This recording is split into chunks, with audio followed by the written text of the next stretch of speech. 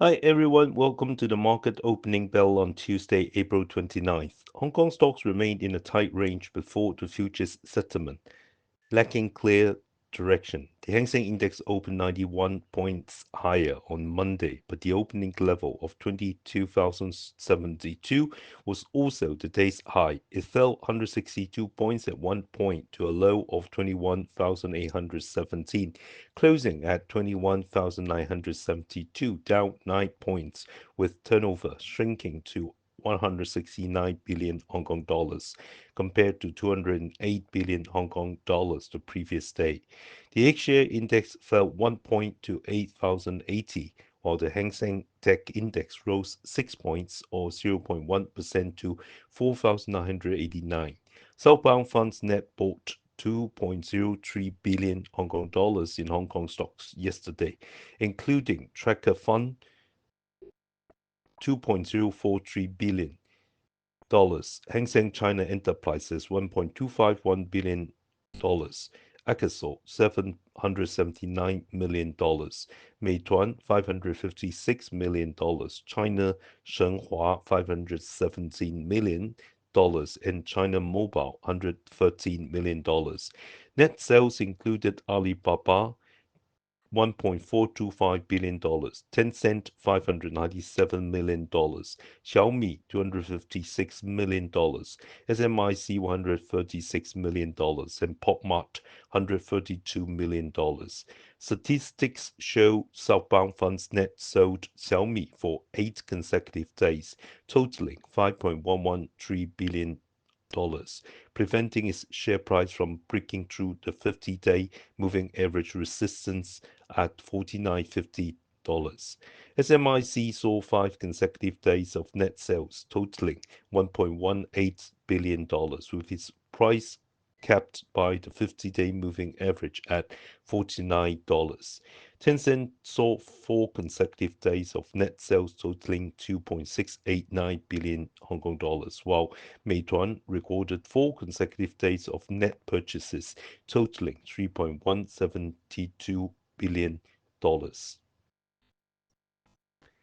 Technical analysis: the Hang Seng Index daily candlestick chart shows 4 consecutive small bearish candles, coupled with a turnover re reduction to $169 billion, reflecting a cautious market sentiment and low investor participation. Fortunately, the bearish candles have relatively small bodies, indicating limited selling pressure. Today marks the last trading day for April futures, and the Hang Seng Index may attempt to test 22,300. However, post-settlement pullback pressure could increase. The initial support level at 21,600 should not be breached. If it is, the next support is the 100-day moving average, currently around 21,400. In mainland China, the Shanghai Composite closed at 3,288, down 7 points or 0.2%. The Shenzhen Component Index closed at 9,855, down 62 points or 0.6%. The CSI 300 closed at 3,781, down 5 points or 0.14%. Total turnover in Shanghai and Shenzhen markets was 1.0562 trillion yuan, down 57.3 billion yuan from the previous day. The RMB central parity rate rose for the third consecutive day, reaching a near 3-week high of 7.2043 against the US dollar, up 23 pips from the previous trading day, the highest since April 8th. In the spot market, both onshore and offshore RMB fluctuated around 7.28 early in the session. The National Bureau of Statistics announced that in the first quarter, industrial enterprises above a designated size achieved a total profit of 1.51 trillion yuan, up 0.8% year-on-year, reversing the declining trend in cumulative profits since the third quarter of the previous year. In March alone, profits of these enterprises grew 2.6% year-on-year. These figures do not yet reflect the impact of US reciprocal tariffs implemented in April. The National Development and Reform Commission and other departments held a joint press conference to announce new policy measures to stabilize employment, stabilize the economy, and promote high-quality development. The measures focus on five areas: supporting employment, stabilizing foreign trade, promoting consumption, expanding effective investment, and creating a favorable environment for stable development. NDRC Deputy Director Zhao Chengxin stated that the second batch of trade-in subsidies for consumer goods has been allocated this year, with the first two batches totaling nearly 160 billion yuan. An additional 140 billion yuan will be disbursed based on local payment progress. He noted that with China's population of over 1.3 billion, the replacement cycle for major categories like cars and appliances could generate trillions of RMB in demand annually. Beyond durable goods, demand for services like culture, tourism, and sports is significant, while equipment upgrades in the investment sector are expected to exceed 5 trillion yuan annually. Back to Hong Kong stocks, Wuxi AppTec reported first quarter 2025 revenue of 9.654 billion yuan, up 21% from the same period in 2024, with profit attributable to shareholders at 3.671 billion yuan, up 89%. However, profit excluding non-recurring gains grew only 14.5% to 2.329 billion yuan, far below revenue growth. Revenue from the US reached 6.38 billion yuan, accounting for the majority, while Europe and China contributed 1.3 billion yuan and 1.53 billion yuan, respectively, making up a smaller share. Wuxi AppTec's Vice Chairman and Global Chief Investment Officer Hu Zhengguo stated at an April 10 earnings call that tariffs will impact the company, though the extent remains unclear. Technically, the stock faces significant resistance near the 20-day moving average at 59 Hong Kong dollars. Today, a large number of financial stocks will release quarterly results, including HSBC, Hang Seng Bank, the four major banks, CBC, CCB, ABC, and BOC, Bank of Communications, China Merchants Bank, Postal Savings Bank, China Life, New China Life, PICC, and CIPC, as well as two oil stocks, CNOOC and PetroChina. US stocks stabilized on Monday. The Dow Jones Industrial Average rose as much as 300 points and fell as much as 244 points, closing up 114 points or 0.3% at 40,227. The S&P 500 index edged up 3 points to 5,528, marking its fifth consecutive day of gains. The Nasdaq Composite slightly declined by 16 points or 0.1%, closing at 17,366. The Golden Dragon China Index, reflecting Chinese concept stocks, rose 47 points or 0.7% to 7,001.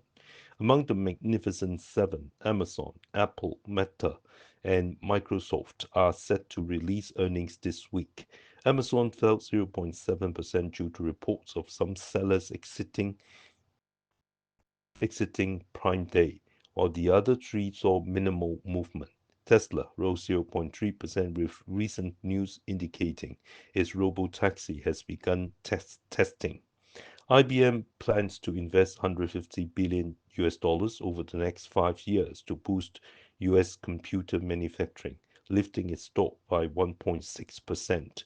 Nvidia dropped 2% amid rumors that Huawei has approached some Chinese tech firms to explore the feasibility of testing its Ascend 910D chip, aiming to replace some of Nvidia's higher-end products. This week, 180 S&P 500 companies will report earnings. So far, 73% of companies that have reported have exceeded expectations, slightly below the 5-year average of 77%. On economic data, the April Dallas Fed Manufacturing Business Activity Index fell to minus 35.8, the lowest since May 2020, significantly below March's minus 16.3 and market expectations of minus 14.1. Other key data this week include Q1 GDP, March PCE price index, and April non-farm payrolls. Our stock pick today is China Resources Power, stock code A36. Recently, Chinese power stocks have shown strong price performance, but China Resources Power has lagged behind, making it noteworthy. The group continues to accelerate the development and construction of wind and solar projects.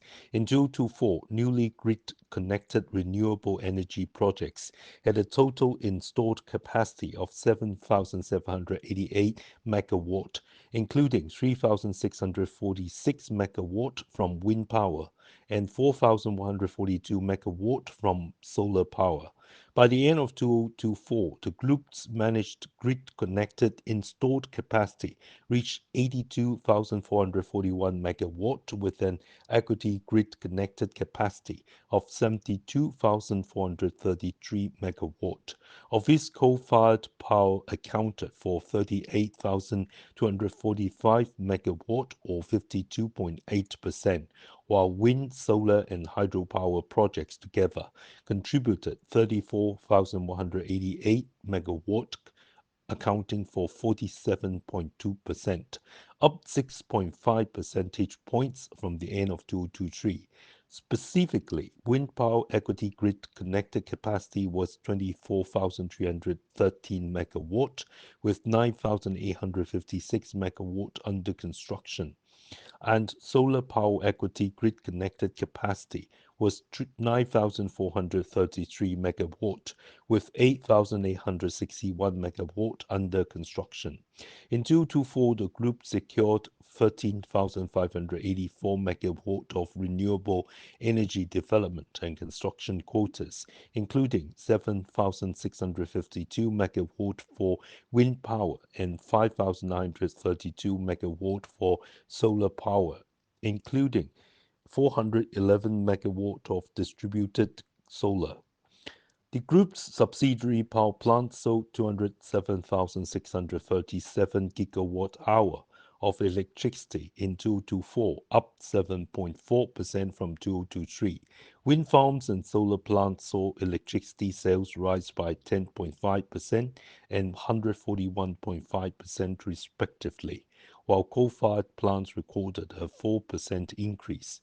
Additionally, 85.2% of the subsidiary plant's electricity sales were priced through market mechanisms, with an average market electricity price 9.8% higher than the benchmark grid tariff. In 2024, the group achieved revenue of 5.2 billion Hong Kong dollars, up 1.9% from 2023, and profit attributable to shareholders reached 143.88 billion Hong Kong dollars, a significant 30.8% increase, largely driven by lower fuel costs. The average unit fuel cost for the group's coal-fired plants was 276.2 yuan per megawatt hour, down 6.8% from 2023. Basic earnings per share were 2.97 Hong Kong dollars. The board proposed a final dividend for 2024 of 0.691 Hong Kong dollars per share. Ex-dividend date is June 11th. Combined with an interim dividend of 0.455 Hong Kong dollars per share, resulting in a total 2024 dividend of 1.19 per Hong Kong dollars per share, with a payout ratio of 40%. At the current price, the dividend yield is approximately 6%, more attractive than other power stocks like Datang Power and Huadian Power. For 2025, the group aims to add 10,000 megawatt of wind and solar project capacity, with renewable energy expected to account for 50% of installed capacity by the end of the 14th five-year plan, 2025. Recommendation: buy at 18.9 Hong Kong dollars with an initial target of $19.7, followed by $20.6. Stop loss at $18.1. I do not hold the above stock.